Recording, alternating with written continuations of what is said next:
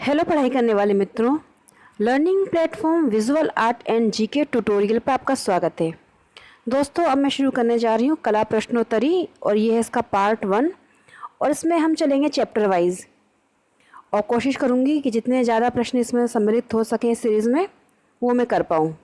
अगर आपको ये श्रृंखला पसंद आती है तो इसे लाइक शेयर ज़रूर करें और अगर आप किसी भी स्तर की कला परीक्षा की तैयारी कर रहे हैं तो इसकी तैयारी के लिए आप चैनल से जुड़ने के लिए इसे सब्सक्राइब जरूर कर लीजिए और बेल आइकन प्रेस कर दीजिए, जिससे जो भी वीडियो मैं अपलोड करूं उसका नोटिफिकेशन आपको मिल पाए। आइए देखते हैं इस कला प्रश्नोत्तरी के प्रश्नों को। पहला प्रश्न है, कला शब्द की उत्पत्ति किस भाषा के शब्द से हुई है? तो कला शब्द जो है वो बना है कर धातु का। जो कर धातु है वो है संस्कृत के शब्द से ली गई। तो आंसर है ऑप्शन बी, संस्कृत से कला शब्द की उत्पत्ति हुई है, जिसका अर्थ है सुंदर, मधुर, कोमल या सुख देने वाला। याद रखिए, कला शब्द का अर्थ है सुंदर, मधुर, कोमल या सुख देने वाला। क्वेश्चन नंबर 2 है, शिल्प, हुनर या कार्य कौशल के अर्थ में कला शब्द का प्रयोग सर्वप्रथम कहाँ हुआ है? तो शिल्प, हुनर या कार्य कौशल आदि के रूप में या आदि के अर्थ में कला शब्द का प्रयोग हुआ है सर्वप्रथम भरत मुनि के नाट्य शास्त्र में। तो यहाँ पर आंसर हो जाएगा ऑप्शन बी, नाट्य शास्त्र। और ये लिखा था भरत मुनि जी ने और ये लिखा गया था पहली शताब्दी के लगभग, पहली शताब्दी इसका टाइम पीरियड था। क्वेश्चन नंबर 3 है, वात्स्यायन ने किस ग्रंथ की रचना की है? तो वात्स्यायन ने अपनी 64 कलाओं को इन्होंने बताया है ग्रंथ कामसूत्र में। इन्होंने 64 कलाएं बताई हैं अपने ग्रंथ कामसूत्र में। आंसर हो जाएगा ऑप्शन डी, वात्स्यायन ने की है कामसूत्र ग्रंथ की रचना। क्वेश्चन नंबर 4 है, पाणिनि ने किस ग्रंथ में शिल्प शब्द का प्रयोग ललित तथा उपयोगी दोनों कलाओं के लिए हुआ है? मतलब पाणिनि ने कौन सा ग्रंथ लिखा है जिसमें शिल्प शब्द का प्रयोग हुआ है ललित कला के लिए और उपयोगी कला के लिए? तो इन्होंने लिखा था ग्रंथ अष्टाध्यायी। आंसर है यहाँ पर ऑप्शन सी। याद रखिए, पाणिनि का ग्रंथ है अष्टाध्यायी, जिसमें उन्होंने शिल्प शब्द का प्रयोग ललित तथा उपयोगी दोनों कलाओं के लिए किया है। आंसर है यहाँ पर option C, Ashtadhyayi. Question number 5 है, इनमें संगीत को भी शिल्प कहा गया किसमें? मतलब किस ग्रंथ में कहा गया है संगीत को भी शिल्प? तो ये ग्रंथ का नाम है कौशिकी ब्राह्मण। इसमें कहा गया है संगीत को शिल्प। आंसर है ऑप्शन ए, कौशिकी ब्राह्मण में संगीत को शिल्प कहा गया है। क्वेश्चन नंबर 6 है, ग्रंथ है भारतीय साहित्य शास्त्र, इसके लेखक कौन है? भारतीय साहित्य शास्त्र ग्रंथ के लेखक हैं बलदेव उपाध्याय जी। आंसर है ऑप्शन बी। ये जो ग्रंथ है इसमें इन्होंने जो लिखा है भारतीय साहित्य शास्त्र, इसमें इन्होंने भरत मुनि का श्लोक है, ना तत्वज्ञानम ना तच्छितपम ना स विद्या ना स कला, उसमें कला को संगीत, गीत, वाद्य, नृत्य आदि का वाचक माना है। मतलब उन्होंने इसे भरत मुनि के श्लोक को उसमें लिखकर बताया है कि जो कला है उसे गीत, वाद्य और नृत्य आदि का वाचक बताया है।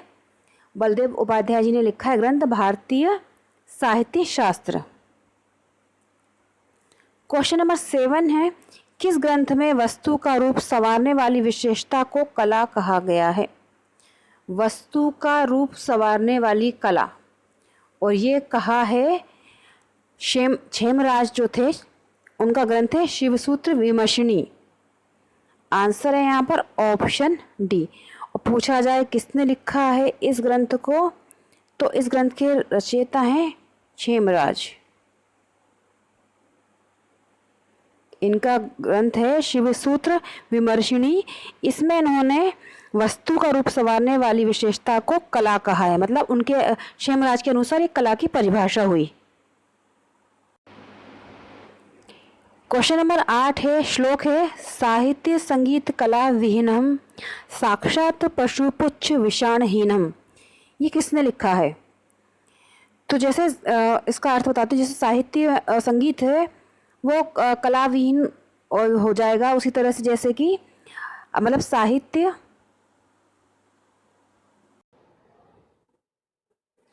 प्रश्न संख्या 11 है, किसने कहा है कला सत्य की अनुकृति है?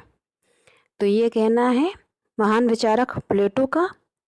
आंसर है यहाँ पर ऑप्शन ए। काफी महत्वपूर्ण प्रश्न है ये। प्लेटो के अनुसार कला जो है सत्य की अनुकृति है। क्वेश्चन नंबर 12 है, कला को बाह्य प्रभाव की अभिव्यक्ति किसने कहा है? तो कला को बाह्य प्रभाव की अभिव्यक्ति कहा है क्रोचे ने। आंसर है ऑप्शन सी। क्रोचे जी ने कहा है कि कला जो है वो बाह्य प्रभाव की अभिव्यक्ति है। क्वेश्चन नंबर 13 है, किसके अनुसार कला में मनुष्य अपनी अभिव्यक्ति करता है? तो कला में मनुष्य अपनी अभिव्यक्ति करता है, यह कहना था रविंद्रनाथ टैगोर जी का। आंसर है यहाँ पर ऑप्शन सी। ये कला की परिभाषा है अलग अलग विचारकों के अनुसार, जो कई बार पूछी जाती हैं। क्वेश्चन नंबर 14 है, किसने कहा है कि अपने में भावों की क्रिया, रेखा, रंग, ध्वनि या शब्द द्वारा इस प्रकार अभिव्यक्त करना कि उसे देखने या सुनने में वही भाव उत्पन्न हो जाए कला है? तो ये बात कही है विचारक टॉल्स्टॉय ने।